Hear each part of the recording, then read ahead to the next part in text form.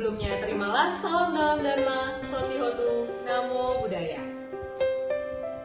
1 tahun telah bergulir, namun kita masih saja berada di situasi pandemi seperti sekarang ini. Suka maupun duka, kondisi sakit maupun sehat, juga berkumpul maupun berpisah telah kita arungi bersama.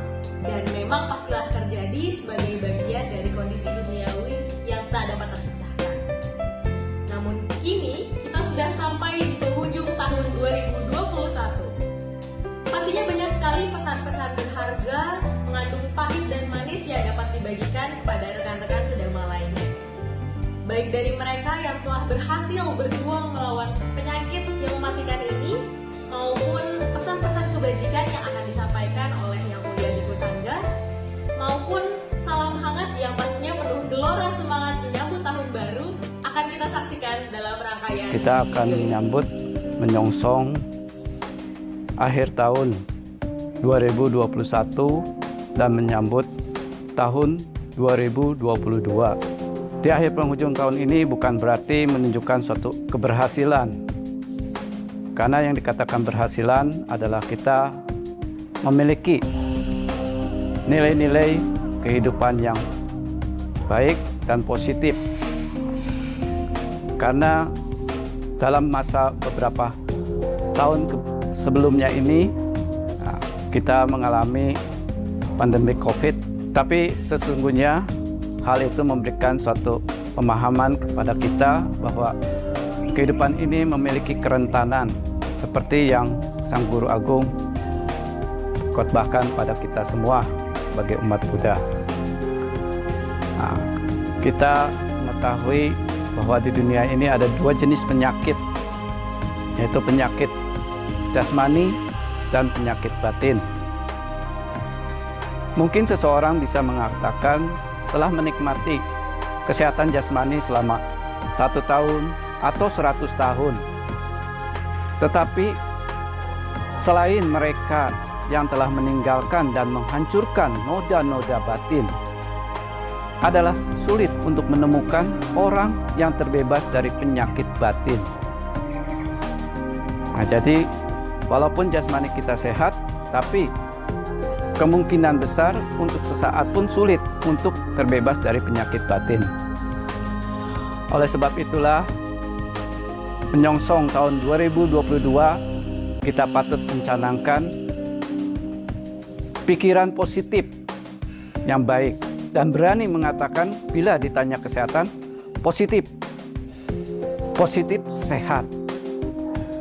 Ya, semoga ibu bapak sekalian dalam menyambut tahun 2022 ini dengan pikiran yang sehat dan positif, berani mengatakan saya positif sehat.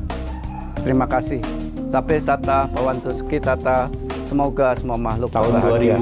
2021 bisa dikatakan sebagai tahun COVID, di mana begitu banyak orang yang terpapar penyakit tersebut, tidak terkecuali umat Dhammacakkhu.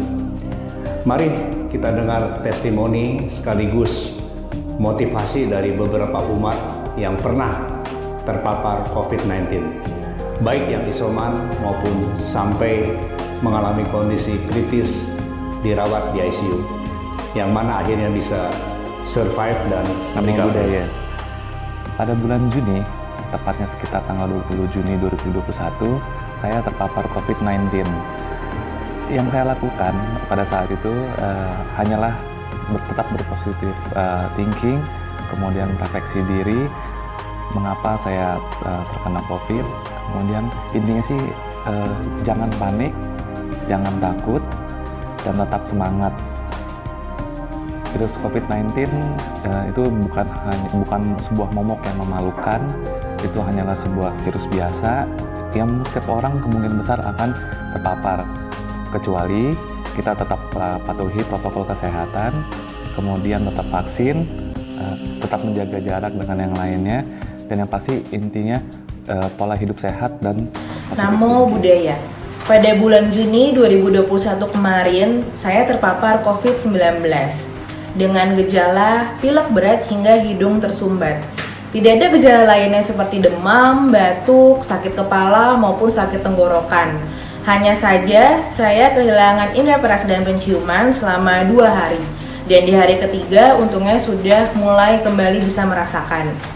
Yang saya lakukan yaitu isolasi mandiri di rumah selama 2 minggu dan tetap berusaha positif, berusaha tetap tenang, mencari video atau film yang membuat bahagia, dan beberapa kali melakukan meditasi untuk mengatur pernafasan.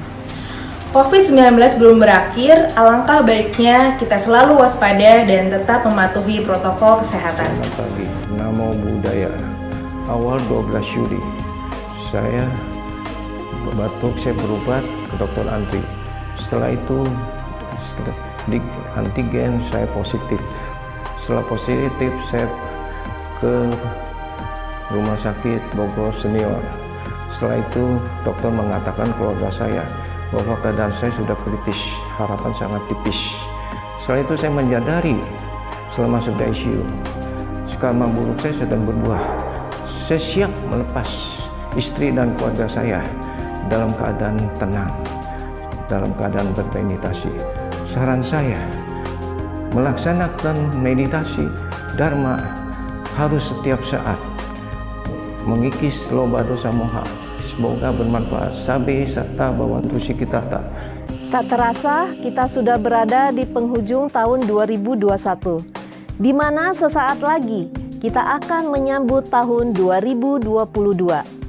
Semua momen senang, sedih, marah, serta perasaan lainnya telah kita lalui bersama. Semua pengalaman tersebut menjadi berharga sebagai resolusi atau tekad yang akan kita hadapi di tahun mendatang. Mari, bulatkan tekad, susun kembali rasa semangat kita untuk menyongsong hari yang baru. Sebagai penutup, singkirkan hal-hal buruk yang telah muncul, kikis hal-hal buruk yang belum muncul, munculkan hal-hal baik yang belum muncul, kembangkan hal-hal baik yang telah muncul. Semoga kita sehat selalu, bahagia dan sejahtera. Selamat Tahun Baru 2022.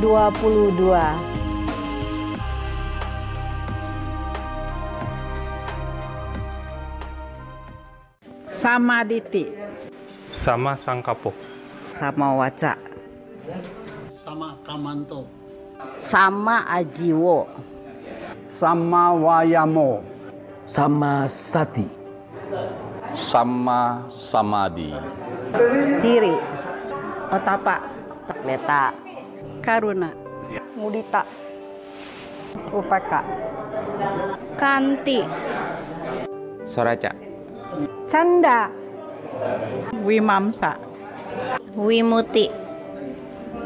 Wirya, kami berada di Wihara Buddha Sakyamuni Denpasar, Bali. Kami pengurus Wihara Dhamma Cakku Bogor mengucapkan selamat tahun baru 2022.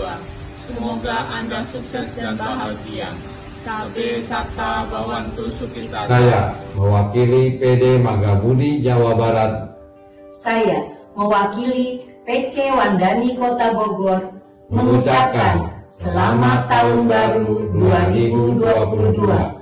Sabe satta bawantu sukitata. Kekuatan keyakinan kepada Tiratana, Wihara Dhamma Cakku mengucapkan selamat tahun baru 2022. Semoga semua para umat terbebas dari penyakit, penderitaan, dan mara bahaya. Sabe satta bawantu sukitata. Kami umat Wihara Dhamma Cakku Bogor mengucapkan selamat tahun baru